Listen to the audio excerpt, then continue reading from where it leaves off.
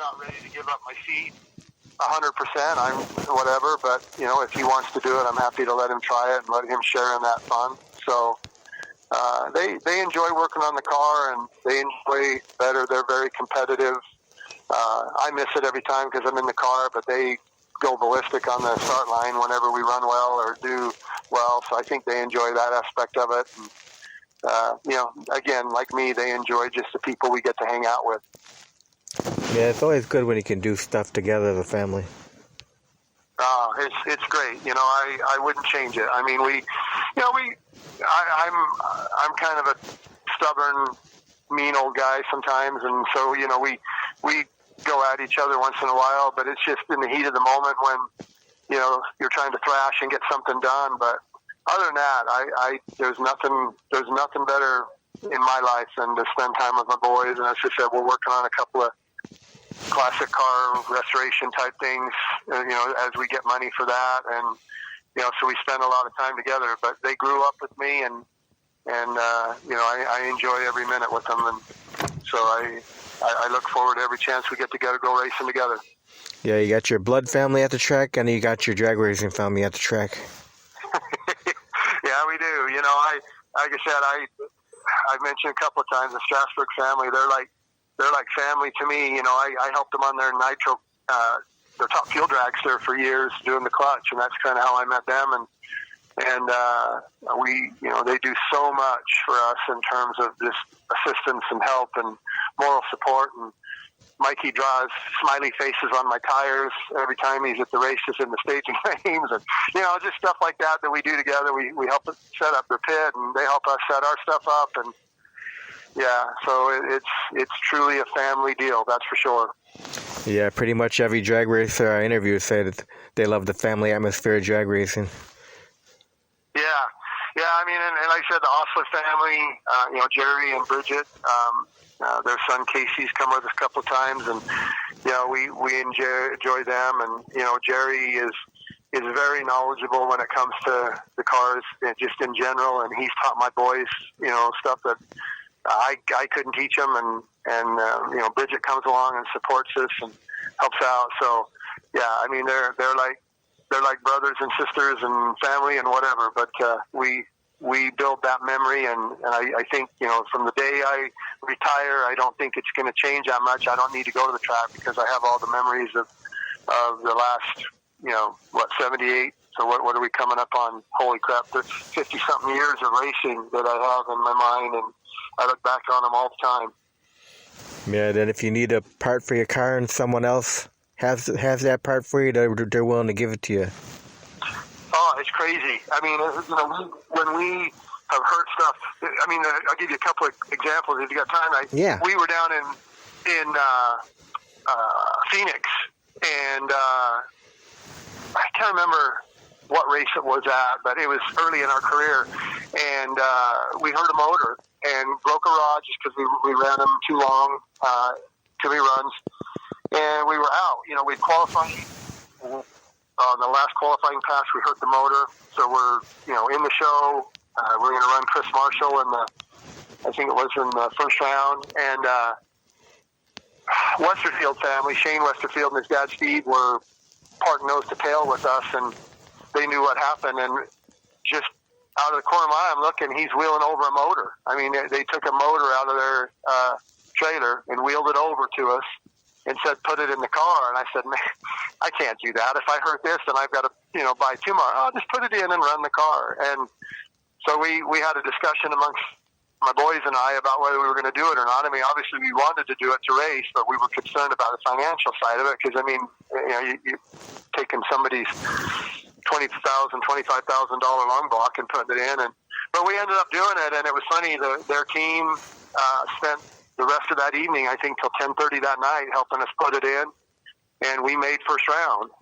So that was one case. I mean, the Strasburg family again, and Wiley's, anytime we need to borrow something, you're usually there to help us out. I mean, we beat Ray Martin in that regional in Vegas here recently, and when we were getting ready for the next round, I made a stupid mistake as a tuner and burned a piston, and he walked over and he said, anything you need, you just let me know. And I mean, Chip Everett and all the guys over there, Doug Gordon. I mean, it's just crazy, you know, and we do the same for them. I mean, if we have a part, it's theirs, you know, and we've loaned a few things out.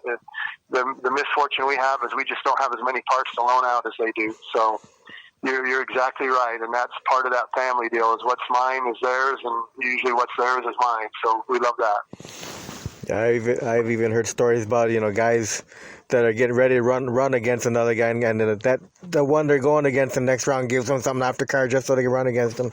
Yeah, exactly. No, you know, and I mean, I've had that happen in our case, you know, and we've gone both ways on that, and we went into that final in the regional down in Vegas against Gasparelli.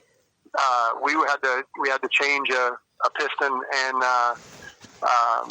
they waited for us, and even the NHRA people that were there waited for us so that we could make the final. You know, they didn't need to, and they could have gone up, but you know, it's that kind of stuff that, you know, is makes the good memories and makes the good friends, and yeah, so there's a great group of people for sure. Yeah, and every year you just keep meeting more and more drivers and fans, and his family becomes bigger and bigger and bigger all the time. Yes, it does, you know, and it's fun. We have a lot of fans I should say, we have a few fans that follow us, and we have people that show up at the track, and, you know, my son does all of the social media stuff, and they follow us, whether it's Instagram or Facebook or whatever, and they come up and introduce themselves, and then we can put a face with the name, and, you know, we invite everybody into our pit, and if there's a little kid, if he wants to sit in the car, he can sit in the car. We try to give them handouts or even a few T-shirts. We try to give them parts, and, you know, we invite them right in with us and give them, you know, waters or soda pops, or, you know, we've fed people. We had a couple people in Vegas that just hung out with us the whole weekend, and we fed them and, you know, did all that stuff. So, you know, we like to give back because, you know, the fans, if they're not paying to be there, you know, there's no purse money, and therefore it's a little more that we have to come with. And, you know, there's nothing that I enjoy more, and, you know, seeing little kids smile because you took the time to talk to them, or you're towing down the return road and people are waving at you and cheering because you won, and, you know, and it's not because you're a winner or whatever that it's cool. It's just the fact that they'll recognize you, and then they'll come back in the pits and visit. You get a chance to meet people from all walks of life that, you know, just enjoy the sport of drag racing, and we get to enjoy it with them. Yeah, it's nice when you have the tracks that have a return road going right past the crowd. Yeah, that's the Vegas is that way, you know, and you tow down and you run that whole west side of the sands, and, you know, it's just cool. I'm usually in the car, so it's a little harder to see, but, you know, I can see people waving and cheering, and especially, you know, after you won around or whatever, but there's still a lot of people that are cheering and screaming and yelling for you, you know, if it's just qualifying. So they're just happy to be there and watching cars go down the track. Yeah, the closest track to me is the old track, Great Lakes Dragway, the one that opened in 1955. Yep. Yeah, they got the return road goes right past the fans. That's cool. I'm familiar with that track. I spent a lot of time in Illinois when I was racing monster trucks. The friends and the team that got me involved is the Hall brothers out of Rantoul, Illinois, that run the Raminator and Ramunition trucks. So my trucks were based back there. So I spent a lot of time in Illinois and got to see a good part of that state. Yeah, I know Ray Drew used to do a lot of racing at the Great Lakes Dragway. Yeah, I mean, he runs strong. You know, I don't know Ray that well, but man, this last year he's done very well. So I'm impressed with that guy for sure. I know he was up there testing this year too, earlier this year. Oh yeah. No, there's so many tracks. It's crazy. I mean, you take a look at just the tracks. Like there's one for sale there down in what's the name of it? There was a track for sale that I talked to a guy about. But yeah, there's so many tracks just in Illinois. You know, there's probably as many tracks in Illinois as there are in the whole Western United States. And I believe Andy Bull was up there testing too at Great Lakes Dragway. Yeah, that's cool. I haven't heard that name in a while. Andy hasn't been out. I haven't seen him recently. Yeah, hopefully, you know, speaking of Illinois, hopefully Route 66 opens up again one day. Yeah, that is a crazy facility. The first time I ever went there was for an NHRA race, and then I also went there for some monster truck stuff. But I mean, you can get on the property and drive for a week. I mean, that place is huge, and the stadium, style the way that it is really, really cool. That's for sure. To nitro in that setting, man, it's loud in there. Yeah, but like I said, hopefully they reopen that track. Yeah, I hope so too. I do. I mean, it's sad to see such a fabulous facility just sitting vacant. Yep. So now, Steve, do you have any hobbies outside of drag racing? Just drag racing. No, I mean, I've never been a hunter or a fisherman. Or I go out and smack the little white ball around once in a while with my boys because they like to go golfing, and we do a lot of. I do work on cars and some classic car stuff like that. But my whole outside of my business work and stuff, my whole life revolves around either racing or cars. So it's I've gone fishing a few times, and I've gone golfing and played tennis and all that other stuff. But if it doesn't have a motor in it, I'm probably not going to stay interested in it for too long. Are you ready for a few fun questions here now? Yeah, sure. All right. So, Steve, what's your favorite food you like to eat? Mexican food, by far. All right. What's your favorite beverage? I drink Coke and that, but I like margaritas as well. So I'd say margaritas are probably my favorite, but I can't drink them all the time. All right. What's your favorite movie of all time? Monty Python, The Holy Grail. Favorite kind of music? Classic rock, probably. Like Pink Floyd, Led Zeppelin, stuff like that? Yeah, Led Zeppelin is great. The ZZ Top stuff I grew up listening to when I was in high school, in the 80s. So 60s and 70s stuff, early 80s. Oh, yeah, the 80s were great. Yeah, that's great music all the way. I like some of the new stuff and that, but, when you grow up, even my youngest, he listens to Elvis and and everything just from growing up with being around me. But, there's good music. I can't say that I listen to one type only. I'm kind of a button pusher on the radio or seek button pusher on the radio and that. I like country and I like some rap. I listen to everything. The only thing I don't really like, I'm not a big fan of, is classical music or some of the crazy rap. There's some normal stuff that I like, but that's about it. But I'll listen to almost anything. Yeah, but the rock music kind of gets you pumped up for drag racing. Oh, it does. You listen to Kiss and you listen to some of the songs. I can't. There's one. Top Fuel Funny Car is the one for me. I can't remember who sings that. There's all kinds of stuff like that. But yeah, it does get you jazzed up a little bit for sure. Now, when you were growing up as a little kid, Steve, what was your favorite cartoon to watch? The Wile E. Coyote and the Roadrunner. Yeah, there you go. I love the Wile E. Coyote Roadrunner stuff, that's for sure. All right, now, on a race day, how's your eating habits at the track? Do you eat pretty light or you eat regularly during the day? I try to force myself to eat just so I don't run out of gas, but my youngest and I are about the same.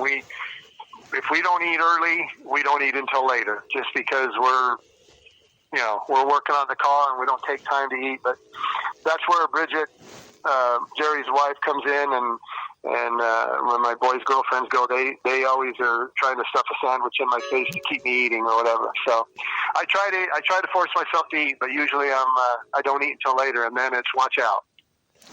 All right. So what's been one of your most embarrassing moments out on the track? Most embarrassing moment? Oh, wow. Gosh, I probably had a few. I don't know if I really have a most embarrassing on drag racing. I'm trying to think of something. There was a time we had trouble with the car one time, and it was a lot of electrical short. It shut off during the burnout, and I jumped in and jumped back out and jumped in and jumped back out because I didn't know what they wanted me to do to get out of the car and let the other car run or push car out of the way. And I think I'd probably look more like a gymnast jumping in and out of the hatch and that, but I don't know. I'd have to think about that one for a second as far as, I'm sure I've had a lot of embarrassing moments on cutting a terrible reaction time, but I try to forget those as quick as possible. All right, now, if you didn't become a drag racer, what do you think you'd be doing?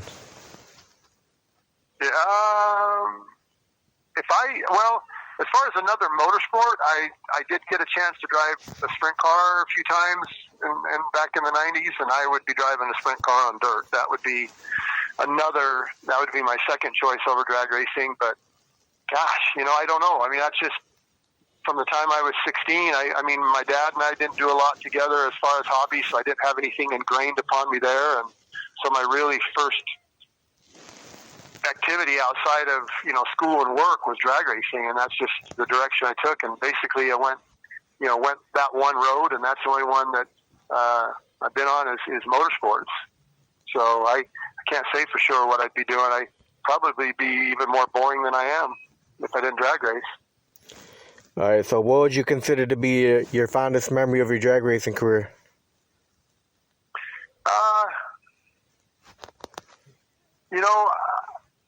If I was to say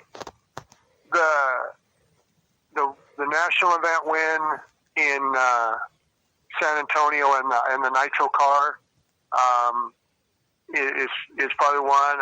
It was just a crazy trip. We went from Utah through Casper, Wyoming to get to San Antonio, Texas because of weather. I mounted a new body that I bought from Terry Haddock in a windy parking lot on the way there. The semi hurt a piston, and we had to have our trailer towed the rest of the way to the track. We weren't qualified, and my mom called me. She had just been diagnosed with cancer for the second time, I should say, and she said, "How you doing?" I said, "Oh, it's great, Mom. How you, whatever." She said, "You remember, it's my birthday tomorrow, so you need to do well." And this on Saturday before the last qualifying run, and her birthday was on Sunday, and we hadn't even qualified. And I said, "All right, yeah, we'll do that, Mom." And I hung up, and I'm like, "Oh my God, now we're not even qualified." So we went out, we qualified 8th, and I had to run. I can't remember. I think it was Jeff Deal in the first round. We got by him. Jack Wyatt the second round. Went into the final against the previous year's champion Dale Creasy in the final round and won that. And man, I tell you, I fell apart, because they interviewed me and I just told them this is for my mom. It was her birthday, and we won the trophy, and she'd asked me to do that, and I thought there's no way in hell we're going to do this, and it ended up happening. So that trophy is not just the win, but it has a lot of memories for sure. And then if I can take a second, the first round we got in Seattle in the alcohol funny car with my boys, and because I hide behind the car when they're coming down in the return truck because they go ballistic, jumping up and down and hugging everybody and excited. They were hugging the crew and the safety people and everything at the top end. So that's probably my second favorite.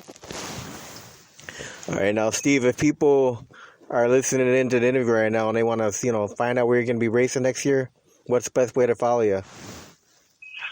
We have a website, macklynracing.com, MACKLYN racing.com. We also have a Facebook page under Mackyn Racing. We have an Instagram account at Mackyn Racing, and usually my son does, like I said, most of it. Usually we'll put the schedule on all of those once we know. We kind of have a tentative schedule in our head right now to do the national event stuff and regional stuff in Vegas if it goes off in March. So that would be kind of the first time that we would go out. And then, like I said, we're looking at some Midwest Drag Race Series, maybe some Chaos, definitely some national and regional events.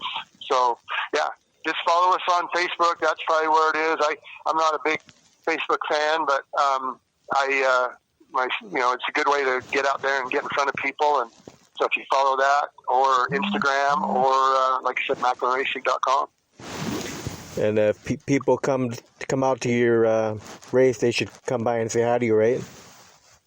Please do. Yeah, please come by. And and say hello and stay and visit. As long as we're not in the thrash, we'll be happy to visit with you and take the time. So, we'd love to meet everybody. And we don't have enough fans yet that would take all day. So we need a few more. Now, do you ever put any kids in the seat of the funny car? Yeah, I mentioned that. We do that. It's fun. I mean, a lot of them are a little bit, tentative or apprehensive about doing it, but that just comes from my monster truck days. When I drove monster trucks, the little kids were just, they were what it was all about, So now when we get we will put big kids in there too. We'll put a mom or a dad in there if they want to get in and check the car out, just to give them a chance. So yeah, if they come by and let us know they'd like to sit in the car, as long as we're not in the middle of a thrash or a warm-up or head to the line, we'll make it happen. Awesome. Well, Steve, I want to thank you very much for taking time to do the interview tonight. Well, thank you. I appreciate you giving us the stage to talk about our passion, and I appreciate you taking the time to ask me some great questions. Oh, no problem at all. You have any final words or thank yous, any kind of stuff before you close? Yeah, first of all, thank you again for the time. I want to, just say my boys, I thank them every day for having them in my life, and friends and family that I have that support me. And, we have a lot of people that take good care of us, and I want to thank each and every one of them. Awesome. Well, I wish you the best of luck with drag racing season next year. Hopefully this COVID stuff goes away soon. Yeah, I hope so too. Yeah, and if we go out, we'll now that I've got your information in that, I'll keep you up to date where we're at and where we're going. And if you ever need somebody to fill some more time sometime down the road, I'd be happy to help you out. Oh yeah, awesome. I'll definitely get you on the air again in the future. Okay. Well, thank you, Dave. Hopefully we'll talk about some big wins. Yeah. If we get a big win, I will call you and let you know, and then we can talk about it. All right. I'll be telling everybody about that, because if we get a win, it'll be a big deal. Sounds good, Steve. All right. You take care. You have a happy New Year. All right. You too, Dave. Take care. See you later. Bye-bye. Bye.